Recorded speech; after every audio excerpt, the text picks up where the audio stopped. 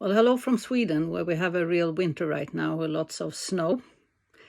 Thank you for inviting me to this colloquium and for the chance to reflect on these very stimulating but also challenging questions.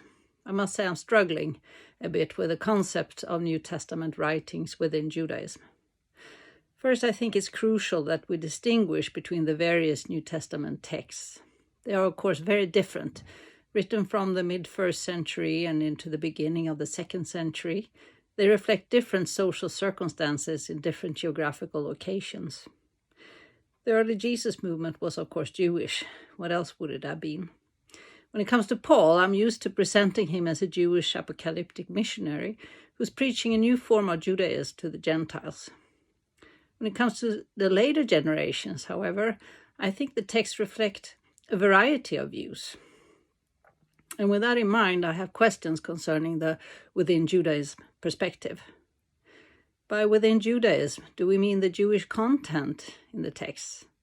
They certainly entail many traditional Jewish beliefs, but the traditional Jewish beliefs have been transformed in light of the Christ event.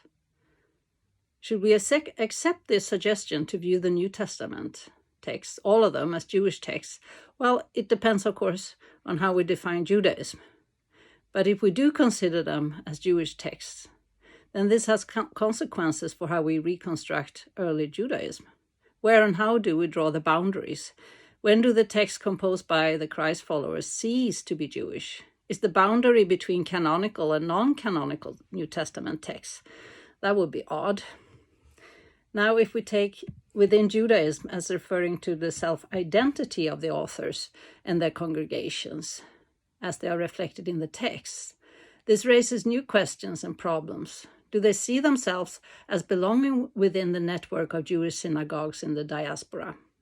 At times, we can detect a tendency of the in-group to distance itself from others, sometimes in particular towards Jewish congregations. I'm wondering if placing these texts and the congregations within Judaism would be to impose a category that is foreign to some of them.